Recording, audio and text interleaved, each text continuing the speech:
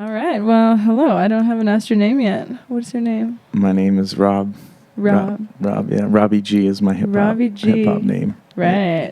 I like that. It sounds like kind of old school. Robbie G. Robbie G. Yeah. Is that what kind of rap type of music do you make? Hip hop. Hip hop. So like, what does that mean? What kind of hip hop is that? What's your like biggest inspos? My biggest inspos in terms of artists, I mean, I kind of started on Eminem and 50 Cent and then kind of bridged to, DMX and Tribe Called Quest. And my favorite producer is DJ Premier and my favorite artist is Nas. But that's what I was inspired by. But now it's like I'm just into whatever gives me a good vibe, you know what I mean? Totally. Good music. I started on listening to old school hip hop, but now I listen to everything new that's coming out just as much as I listen to kind of old classics too. Right. Yeah. So is that like, I don't know, what does that kind of affect your sound in that way? Like, do you make more old school stuff, or do you think it's kind of like maybe a mix of the old and new, or what? Yeah. I think I used to make a lot more old school sounding music. Now mine's got a more newer age sound, but still with like the core values of the old school hip hop, like actually saying a message or saying something in the music. So you're not just like saying a bunch of words just to say words and sound fly and cool. I got guns and I got money and I got Gucci. I'm trying to do something to try and change people's perspective on that, because sometimes even just early on when I started doing shows, like a lot of venues and stuff were like, hip hop, like, nah, we don't want that, because they just had this perception of it, right? It's insane. Right, of I just guess. like being this kind of braggadocious or violent and gonna bring kind of bad crowd to their venue, and kind of wanted to change that perspective to be like, yo, there's another side of hip hop of like community orientated hip hop where people are getting along and having a good time together and just there for a vibe and there for a good time. So not that there isn't a place for gangster rap and like that kind of hip hop as well, but that was never really what I was trying to do, and I just had to find my lane and make it acceptable for venues to, or make it so that venues can accept us, so that we could start doing shows there and stuff, and just kept on building from there. Fuck yeah. So have you really like seen that change, like when you first started kind of trying to do that? It wasn't really happening? Oh yeah, that's awesome. Yeah, a lot of venues were like, hell no. And is that mostly like in Kelowna that you're referring to, or no? I'm originally from Guelph, Ontario. Oh, okay. And I moved out here about 3 years ago. Okay. So yeah, hip hop scene here is a lot different than it was is even in Ontario, right? It's, I mean, here in Kelowna it's more, I would say, new, like just because there hasn't been that much stuff happening, I think, for the culture of hip hop here in Kelowna for a long time. Right. I might be wrong about that, but just from what I've talked to with people and finding out about the scene here, it's all kind of like just developing within the last kind of decade, maybe 15 years or whatever, of like actually having some hip hop artists that are doing something here. I might be wrong though. There might be some like old school legends here in Kelowna that I'm like unaware of in the hip hop culture, but like as far as I know, talking to people, not really many. Whereas other areas, other places that you go in Canada, there's like an embedded culture that's been there for a while. Not as much as obviously like New York and American hip hop, but here in Canada it's like, so I'm just getting used to it, just getting kind of my feet wet here in the scene in Kelowna, and just trying to do what I can and offer my contribution to the city and the scene. Yeah, that's great. So why Kelowna from Ontario? Do you live here? Or No, I don't live here. Where do you live? I live in Vancouver. Okay. We came from Vancouver today. Yeah. Have you lived anywhere else in Canada? Or? No, I have not. Okay. So I mean, have you been to the East Coast at all though, or no? Not at all. I haven't been to Toronto. Past the mountains. Not really. Into Alberta at all, or? I went to Kimberley, which is like right next to Alberta, like one time, and there's nothing going on. Basically, you're on the West Coast. You're good. You don't really need to go anywhere else. Absolutely. And it's it's hard to unless you've seen the other side, it's hard to kind of grasp the flatness of it.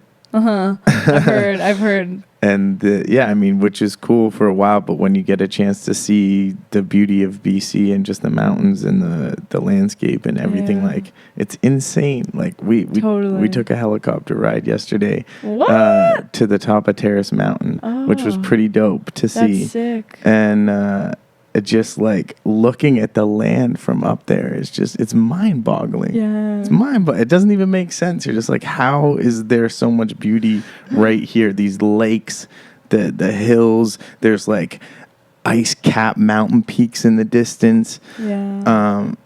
The temperature, the vibe, just there's nothing like this as anywhere that I've traveled. Yeah. You know, and I haven't traveled all over the world, but I plan to for sure. And I'm sure there's other places that may contain even deeper beauty than what is here in the Okanagan Valley or even in BC in general. But just there's so much cool stuff out here to do and to see. And, you know, I'm an explorer, adventurer. I love to go hiking and to just go outside and connect with this beautiful planet that we've been blessed with. And I want to see things, and there's a lot of cool stuff to see out here. Like, nice. Yeah. There is. The drive up here today was just beautiful. I've done it a bunch of times, but every time it's just like, damn. Every time it's different. Every time it is different. Yeah. Like, totally. I'm just like, holy shit. I love seeing the mountains. I love them. They're beautiful. Are you like, so how much time do you spend making rap music then?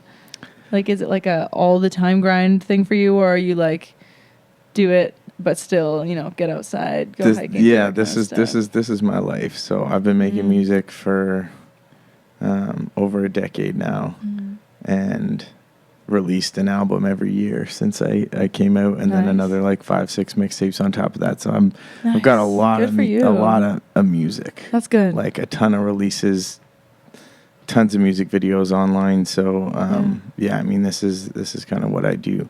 The only times that I don't get a chance to make as much music is when I'm touring. So if I'm on the road, and even like I bring my recording equipment with me, and just the demand that touring takes from you, you know, doing shows every night and traveling every day and just go. I find it's really hard to actually set aside the time to record when I'm on the road. Some artists can do it, and kudos to them for being able to do it. But I just, I don't really get a chance to make too much when I'm on the road. A little bit here and there. I'll sit down and write some tracks here, write some bars, but I don't really get a chance to do full recording sessions when I'm on the road. But I mean, my biggest output is in the wintertime. I like kind of lock in like super hard into the studio and like just create like crazy. And then summertime and I mean, now is more kind of just getting out there and doing events as much as we can. Definitely, and getting back to it, because we got robbed from doing events. I shouldn't say robbed, but like everybody got, you know, kind of sidelined for a bit. All creatives, in a sense, many creatives, especially entertainers. We went and saw the circus the other week, and that was pretty cool. And it was dope to hear him like talk about, you know, how much they appreciated being back to performing again. And you could tell every single one of those performers just loves what they do. You know what I mean? Like, and for myself, shit. I love what I do. Like when I perform, it's the best thing. It's what I was here to do. So when that got taken away, it was really weird. So I'm trying to make up for lost time a little bit this year, and definitely crush it. Do as many events as possible. Because we can now. Yeah, fuck yeah. Are you doing like a lot of shows? Around here? Yeah, often. Yeah, I just finished a cross Canada tour. Did 30 plus shows from one side to the other side, so that was pretty cool. Nice, dude. That's fucking awesome. And then thank you. That sounds like so much fun and craziness. It was crazy, yeah. Now I'm back here. I do the boat parties on the lake here in Kelowna. Oh, so that sounds so fun. Pretty much every weekend we've got that going on. Oh, that's dope. Yeah, pretty stoked for that. This weekend I'm not going to be out. We've got one running, but I'm not going to be there. I'm doing a a getaway with the wife. We were going to this like cool retreat thing that got like a sound bath thing with like this like water mat that's like gonna make the frequency of the water and catch it and like give us all good vibes. Oh my god, that sounds great. Pretty stoked. That sounds great. That sounds like a perfect aftermath of your tour. That's for sure. That's going down this weekend. Yeah, that sounds. Yeah, there's so many cool stuff. So many cool things to do here, and you know what I mean. I didn't really find places like that in Ontario. Yeah. Like there's some cool stuff. There's another place you should check out if you're into like adventuring. It's called the Center of the Universe. Oh shit. And it's like near Kamloops. Okay. Like 45 minutes out of town, and it's like off beaten path, off grid, no cell phone service, nothing, no running. Well, I guess they got running tap water. I guess that's about it. But like pretty much nothing. Like you're roughing it. They got a couple cabins out there, but it's like this intense, energetic center that they call the center of the universe, and like monks from around the world travel there to like bless the land and stuff, and they got these stone tablets like all on these specific spots on the land, and they go there and like pray and stuff and like recite these like ancient like scriptures that help the earth. Oh my god, that sounds fucking great. Yeah, are you and your wife like super into that like hippie kind of shit like that? Just into like cool shit that makes us like connect with ourselves. Yeah, you know? Totally. Or like anything that's like, go like, what? Yeah. True. I want to check that out. Yeah, I want to see and experience what that's like. And then if you go and do it and you really enjoy it and you're like, wow, that was pretty powerful. Yeah. You want to do it again. Yeah, absolutely. Or something similar to it, right? Fuck yeah. Yeah, we love that. Oh, yeah. I could totally use like a Buddhist yoga retreat in like Indonesia or some fucking crazy shit like that. I remember I was gonna be a yoga teacher. That was like what I thought that I was gonna do. Really? I didn't know what I wanted to do when I was young. Are you into yoga? Like, I was a dancer like my whole life. Okay. And then and I liked yoga, and like I don't know, the whole yoga teacher hippie vibe was like kind of something that I was into and whatever. And you can literally like sign up for a retreat, and they'll just teach you like everything you need to know about teaching yoga, and you can get like your like certification or whatever, and you can go to like, I'm sure you could do ones that are less extensive, but you can go to like Bali or something for like a month, and it's just like total, like they feed you like the best food all day, and it's just like constant meditation and like stretching and learning about it for like a month. And I was like, I might even do that just because, like, not even because I'm gonna teach yoga after. Like, I would just love to just go there and learn all about it and just have that knowledge and like just be so peaceful. Like I can't, like in my day to day, like I would like to be like meditating and stuff every day, but it just like slips away. I don't really do it as much as I should. But if you're in like that kind of mode and you're just doing it every single day for a month, like I can't imagine what it would do for my brain. Like, it's powerful. It's very powerful. Super powerful, yeah. There's tons of science behind it now too, like where they can back it up. It's not just like woo woo kind of stuff. Like it's legit. Like when you silence your mind and can calm things down and quiet, like you become more productive. You see things clearer. You have definitely increased benefits in terms of health. And like you know, less stress, and your heart rate is reduced. All sorts of really important things that like happen with your body all the time. We're stressed out. We like, especially now, it's insane how much, like sometimes when I'm walking down the street, I'm like, there is way too much shit going on right now. There's cars driving by. There's kids yelling. There's parents going this way, that way. There's freaking some biker going by. There's usually, because we're downtown Kelowna, somebody unfortunately that's like homeless or mentally unstable, and they're screaming at somebody else across the street. And then there's like there's the ads. There's signs with buy this, buy that. You walk by the window and there's like mannequins there with like clothes trying to be like, look like me. Wear what I'm wearing. I'm a mannequin. I'm a fake human. Like there's just so much weird shit going on. You're just like, wow, over fucking load, right? And we're not meant to live like this. It's really strange. So yeah, I think meditation or any kind of stuff that can slow you down from that craziness that's going on around all the time, and like all the worry, all the stress, everything that's happening in the news, the wars going on, then this, the famine, the people dying. Yeah.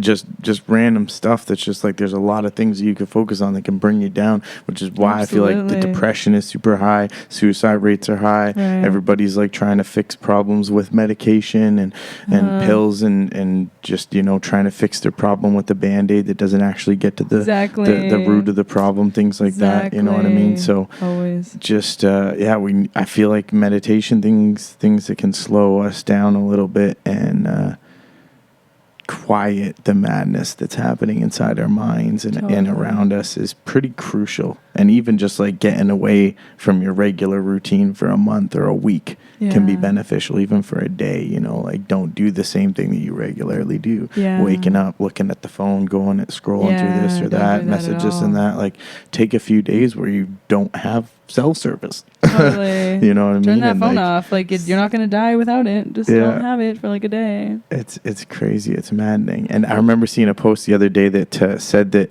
people that were on the Apollo space mission, like Apollo 11 or Apollo 13 or some shit like that, the computers that they had on that fucking spaceship were less powerful than the phones in our pocket today. We have more computing power in our fucking phone in our pocket than the spaceship. Dude, going to the moon. You know what happened the other day is I walked into the studio that I work at in Vancouver, and the guy who runs that studio, he was like, dude, check this out. Like I found this like server, like website where there's like an AI that like makes art, and you just type in a bunch of props like blue snail teeth, super realistic, fuzzy or something, and then it just starts to create this image out of nowhere, and it just like creates like this piece of art just made from a totally like a computer generated. And I was like, bitch, are you gonna take away the grocery store jobs? And then the artists, like, no. I was like, I do not like this at all. I like it's cool that they can do that, but also I'm like, that's what my human brain is here for. Like I'm here to like, you know, like art is special because they're coming. They are, and I'm like, no. You know, the hologram shit is getting more intense. You know, I'm excited. Hologram. If they're gonna have concerts of hologram artists that are gonna put real artists out of jobs. No, dude, no. I feel like okay. The strength and like passion of the artists for art is going to be like so much stronger than like the robots that are trying to take over the world in that way, you know? Like I feel like there has to be at least enough power from the world to be like, nah, like we're supporting artists. Like even right now they're like, we're supporting local businesses. Like, you know, people are like kind of on that side. Yeah. So like, I mean, it's obviously like hard to say, and like, I get it. You know, the crazy shit does win sometimes. The top hits, the biggest music right now, tell me how much of it is computer generated and created inside of a studio and like warped and changed and you know what I mean, like they engineered and everything, in comparison to an artist that like just plays a violin or just plays one instrument and kills it. Yeah. But they're not making hits that are on radio. It's like the machine has already made it so that you can't produce music at a certain level unless you're like using the top. Every now and then some squeeze through that are just like, you know, the artists that just like shine with a piano in their voice, you know what I mean? They can just like take off. But for the most part nowadays, I find in music, it's like the machine has become a part of it. You almost like have to be and I totally get that with the artist thing, the AI art, because they do that with musicians now too. You can literally like type in like, oh, that's right, a couple different artist names, love song, and then and you know, maybe a tempo or a BPM or something, and then literally the machine will come up with a whole song with melodies, with instrumentation, backing, the lyrics, song. Here we are spending our whole lives like learning to become an artist and create something, and then the computer is just like, I can do that. Spits it right out. Yeah. What's your creative process like when you're writing songs? What do you? I'm not a music artist. I'm a photographer. Oh, okay. Yeah. Sorry. Okay. That's okay. Yeah. When you said that name, it was totally. I was like, that's like a hip hop. Dude, Dollhood Famous is my new rap name, just so you guys know. Yeah, I gave her the hood, but it's Dollhead Famous, and I was like, yeah, that's totally a rapper name. that sounds like a rapper name. Yeah. Right And shout out to Yellow Bunny too, because she was the one that oh hell yeah, linked this up, made this happen. So cutie, thanks babe, that's shout out to great. Yellow. She's a cutie. Yeah, I like her a lot. One of our cypher chicks. There's not a lot of chicks at the cypher. There's more lately. I don't know if you know about the cypher. what's the cypher? So tell me, enlighten me. Okay, so that's how we know Yellow Bunny. Basically, the cypher happens every Tuesday. Okay. At the studio that I work at in East Vancouver, called the MOTN, and we throw a cypher. So it's just like a freestyle rap event, free event from 7 to 10 p.m. Anybody, literally anybody, can come and hop on the mic and spit some bars, sing if they want to, and we just play beats for like 3 hours. And some of them are like popular beats that people know, and some of them are like we used to play some like producers' beats and stuff too that they would like send in. And so the guy who was messaging you, Ghetto Fab, he's like one of the main guys that puts on the cypher. So yeah, that's how I found them, because I started working at the studio, and then I like took that as like a session or whatever. Like I had to be there while it was going on. And I was like, what's this gonna be about? Are there gonna be like people who suck on this mic? Like it's just like, it's a public cypher. So I was like, I don't know like how it's gonna be. And like the most amazing fucking talented rappers hopped on that mic, and I was like, this is all off the top of your head? Like what the fuck? Like I'd never seen anything like it before, and it was like the best night of my fucking life. I loved it so much, and I've gone every single week since. I work it every week now. So yeah, and then we started doing this podcasting as well, and that was super fun. So I love talking to all the artists and learning about it, because even though like I'm not a rapper, like art is art, and everyone's process like is somewhat like has these underlying forms of like, I don't know, it's like the same. It's like creating art, like it's so like you know. So I just like chatting to people and learning about them, and just even as humans, I don't know, I think artists are just cool people all around. They just have I don't know, cool perspectives on the world, and I've definitely learned a lot as well from people.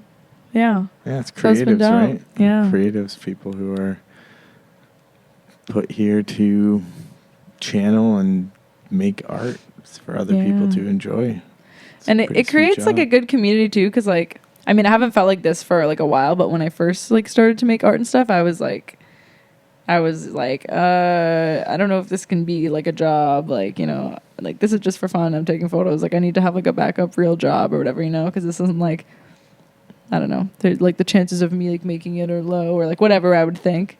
And then, I mean, that went away definitely once I really got into it, but it's like cool to like see all these other people who also just like threw themselves in the deep end and were like, yeah, I'm going to be a rapper or I'm going to die. Like, you know what I mean? Like there's no other option. Like this is what I love to do, and this is what I'm going to do. And, you know, and it takes like a certain type of person to like pursue that and like push through all those like, you know, little feelings of like, ah, shit, I have no money. Like, fuck, I need to like do something that's guaranteed that I'm gonna make it, you know, like that like safety net is kind of like you just have to like erase the safety net and be like, this is what I like to do in my life and it makes me happy, and you know. But I feel like it's easy to find safety once you like start, like once your perspective on life changes. Like I don't know, because I mean some people are like, okay, well, you know, the goal is like get a job, make enough money so I can support myself and my family, you know, like that's like the goal. But if the goal is like, I want to like get to know myself better than I ever could have possibly, and like have awesome experiences that I love, and like make awesome things that make me happy, and like travel and meet cool, awesome people who are doing things, and like try to make a difference in the world, and like talk to people and learn and understand and create and, you know, do all these things. Like it's like, I don't know, those like normal safety nets are like, they're non-existent anymore. Like they don't, like that doesn't make me feel safe. Like if I had like a normal job right now and I was like working toward making like an okay amount of money to have like a house, like I would be like, fuck, am I stuck here? Like, you know, like, I mean, obviously like everybody's different. Like some people that's what they want, and that's totally fine. But like for me, that was not what I wanted. So it was like difficult at first to view it as something like legitimate that I could do. But now it's just like I'm constantly surrounded by people who are also just doing the same thing that I am in that way. So it's like it creates like a good community, and I think strengthens artists that way too. Yeah, to be a lot of people are just doing what they're doing and trying to figure it out. It was funny, I was listening to something earlier today, a talk on Clubhouse, where they were saying about so much about how you had to get ready for something before you're in it. And, you know, I do understand that mentality of like, you know, be ready so you don't have to get ready, and like having everything kind of in place. But a lot of the things that I've done in my life, and like big stuff or even little things that were, you know, cool accomplishments, all happened by just doing it. You know what I mean? Totally. Just throwing myself into it and stumbling, taking some big L's, hitting rock bottom, feeling like I had nothing, and literally having nothing, and then just trying to crawl back up and piece it all together and make sense of it. And yeah, I mean, just try and turn a passion into a living, really, is, you know, or do what you love enough so that what you're doing can provide for you to do whatever it is that you love doing. Yeah, absolutely. Like, whether that be traveling or, you know, just pursuing your passions in whatever form that may be, having a studio space to record in, or make your art in, or to be able to just do what you want to do. It's all very possible. The biggest thing is people have is the doubt that, like, you know, they can't do it, or you know, and then stop, or when things get too hard, they give up. Yeah. And a lot of people do that, or they have like false expectations of what they think the reward of their hard work is going to be, in a sense of like, some people think they're like, oh, if I do this, I'm going to get that. And then when it doesn't come, they're like, oh, what? And then they stop doing it. Right. And that happens a lot with like creatives early on. I've seen it happen where they just like think that, you know, the big paycheck is right around the corner, or like, you know, I'm going to drop my first album and it's going to do da-da-da-da-da-da-da. And it's like, unless you get really lucky and you get a track that just like takes off, or you somehow have some wicked marketing dollars behind it. Yeah. It's really hard to just have your first project kind of take off. So it's a slow build for a lot of people, and they're not willing to see through that second or that third or that fourth or that fifth project. It's like one and done. And then it's like, if it didn't give them what they thought that it was going to give them, they're like, that maybe I wasn't meant to do this, or it's, you know, it's too hard. It's harder than I thought it was going to be. And then all those kinds of excuses come into play. But I feel like if you really want to make it, there's no excuses, and you'll just find a way. You just throw yourself in there and you fucking figure things out. Totally. You know? You just and like, do it. Like, life keeps going forever. Like, whether you like give up now, it's like, what are you gonna do now then? Do something boring? Like, you know, like it. I do, like, I don't know. As much as I would like to like get there, like I feel like I'm like constantly like just waiting until I'm there and I've made it. And like personally as well, just like as a human, like I'm always just like, okay, like once I get there and once I'm like the perfect person and once I can like be mentally exactly stable all the time and be happy all the time, like then it'll be good, you know? And it's like, that's so not how life goes. Like it's constantly up and down, and you're like constantly learning things and failing and whatever, you know, like things take time, and I'm like always just like feel like I'm running out of time. And I want to like lose that, because I don't know. I'm trying to like learn to love the process and stuff, you know, because everything that I'm like doing right now and everything that I have been doing for the past few years, I've like loved all of it and it's all been awesome. But there have been moments where like I feel like a little bit like I wasn't grateful enough. Like I always like to be aware of what's happening and like how special it is that I get to do what I do and like have the support and ability to do what I do.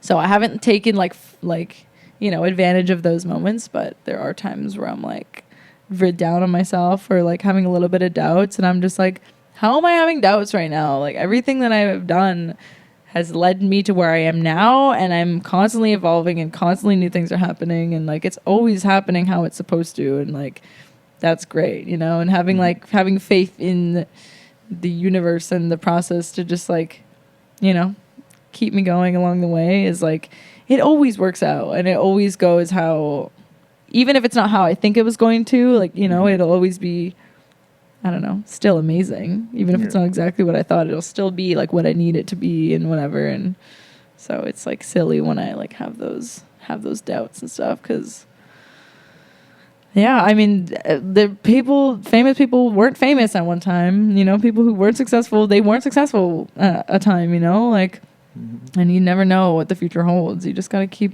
doing what feels right and keep following your intuition and your passion and stuff. And I think that it all works out if you do that well, you know, if you like, just like follow your heart or whatever. Like, I really think that it just takes you to where you're supposed to go. You know, follow your heart and then work too. Don't just like, of course, physically be like, oh, I'm gonna do this and totally hope that it happens. Like, absolutely, there's some work involved, and like paperwork too. Like, be smart with your finances. Have financial education. Financial literacy is super important. It's not taught in school, so you have to learn it outside of school. You have to learn how to budget, how to manage things, how to manage money, how to let your money work for you instead of you work for your money.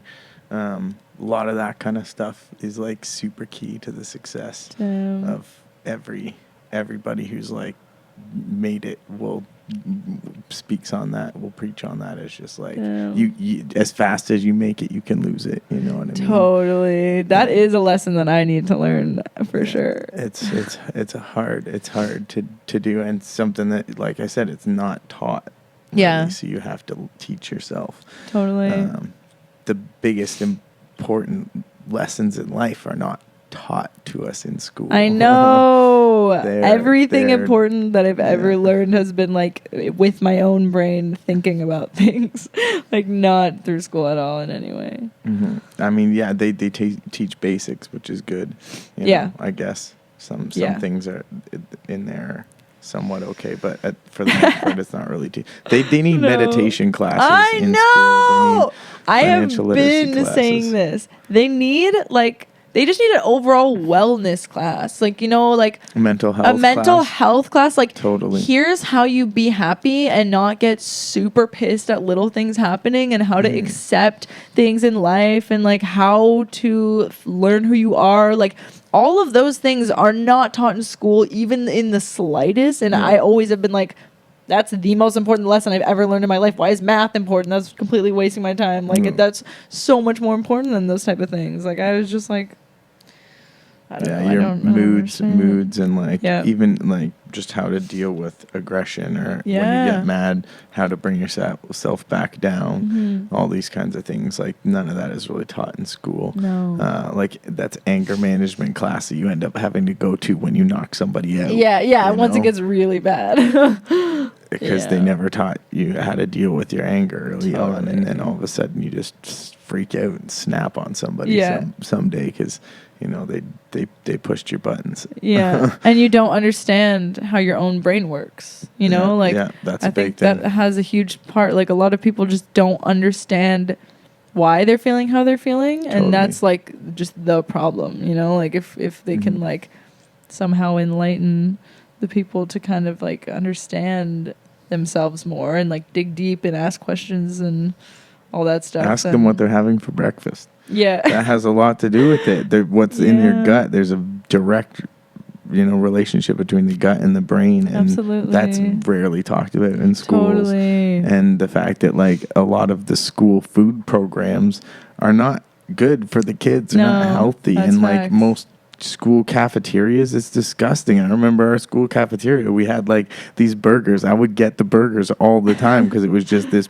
piece of meat on a bun, but like that bun is so bad for you. The burger is horrible. It's like this Kraft singles cheese on it. You're like, what are you talking about? And I'm paying $4 for it. Get out of here. And that's the problem though, is like, it's because it's cheaper for people to eat bad. So that's why a lot of people eat bad. And that irks me so much. I'm like I have a lot of stomach issues, so I have to eat like so clean. And when I grocery shop, it's not cheap. And I'm just like, I literally can't live any other way. If I eat cheap food that I can afford, like I'll feel like literal shit every single day. Like I hate that problem. I hate that's the thing. Like it's just like, it sucks that's like the healthy food is more expensive. So it just makes people naturally like less healthy. And it's just like, fuck. Like, yeah, what do you do to fix it, right? Even growing your own vegetables is sometimes more expensive than just getting them. Like, we're going through that at the house. We bought this grow tower thing, and it's like just buying all the ingredients for it and the things that you need for it and everything, and I'm just like, it's a lot, it's not just, you can't just grow, and you need the space for it too, like not everyone has that, especially in bigger cities and stuff. You're in like apartment buildings, like there's good luck trying to grow maybe something on your balcony if you can, but like it's not getting much sun for it's just there's so many issues with the way that food is handled right now, and I mean, it's cheaper to get food that kills you. Yeah, straight up. Really, it does. It slowly poisons you. It does. To eventually the point where you're dead. Yeah, unfortunately, dysfunctional, and like you said, a direct impact on your brain. Kids are irritable when they're like hopped up on sugar, and like sugar's really bad for kids, and they just pump them full of it. I still eat so much sugar. I'm a hypocrite sometimes in a sense, because I eat my ice cream. I've been conditioned. I'm programmed. I watched the commercials when I was a kid. I'm slowly learning. I cut milk out of my diet recently. Like, nice. I still have it every now and then, but I used to drink like a liter or two a day, every day. Girl, what the fuck? Yeah, legit. Oh my god. I was really into strong? Did you have super strong? I've always been how I know. I don't know what I haven't broken any bones, So I guess my bones are pretty strong, but I don't do too much dumb shit. Like, I was big into extreme sports when I was younger, but not so much. I used to skateboard a lot and bike and do stupid, things that could have really messed me up. But then I found hip hop, and after that, I just I can't even when I get on my board, like, I'm like super cautious, because I'm like, I don't want to break my ankle, because then I can't perform for like the next 2 weeks, and that's gonna fuck me. Like, so I'm super conservative. But anytime I'm like trying to like do any sports, and like I've seen friends of mine, get in accidents and either lose their life or put themselves in the hospital or paralyze themselves and not be able to do the things that they love doing. So definitely I'm super cautious with not being too crazy with the extreme sports. That's smart. But I still love them. Like, I love going snowboarding and anything like that. Hell yeah. Of course, it's definitely fun to still do those things and take some chances sometimes, but it's also important to take care of your body and stuff. I feel like as you start to get older, you just like realize how important it is that you want to feel good physically in your body, because it just matters so much of your day to day, like and all those things. Like, you have to take care of yourself. Like, it's so important. I feel like that's like the main thing that I've learned. Like, I just moved out of my family house, so I'm like adulting now, I guess. That's good. But how's it feel? It feels great. I've been like so ready to do it forever. Like, I was like, it took me no time to adjust to moving out. I moved out and was like, this is exactly what I should have been doing every day before. I've been ready for this. So feels good, feels nice. I don't even know if my mom knows I'm in Kelowna right now, which is kind of crazy. I was like, should I text her and tell her I'm in Kelowna? And I was like, I guess it doesn't matter. Like, I'm not at home. I mean, you probably should. I think I will. Especially for like emergency situations. You always want to kind of let some emergency contact, whether it be family members or a good friend, know exactly where you are. But right. I mean, I'll send her a selfie. I'll be like, at the beach. She'll be stoked. She'll be like, Okay, I think we should wrap. She'll be happy. We should We should rap. We should rap. Drop some bars here. How about you plug your Instagram so that we can find you if you want. Instagram is robbieg.hiphop. That's ROBBIEG.hiphop. My website is the best place to get everything, robbieghiphop.com. Cool. You can see all the videos, get to my YouTube page, and see all the merch and everything. I brought you a gift. This is a book that I wrote during the pandemic called Rapper's Guide to an Enlightened Mind. So, and I wanted to give you a copy. I don't know if you read. But I would love to read this. Oh my God. Thank you so much. You're welcome. Oh my God, I'm so excited. I'm so excited. I actually I'm like kind of reading this one book right now that's like okay, but I would like to read more often. I don't have anything that I'm like excited about reading, and this is totally the exact type of stuff that I love to read about. It's a quick read too. This is perfect. Hours, you'll get through it, and there's tons of suggestions of other books that have helped kind of transform my life and inspired me a lot in there in the notes. So you can check that out. Go down the rabbit hole. But thanks for having me. Yeah, thanks so much for chatting. Yeah. Great convo. I loved to meet you. This was great.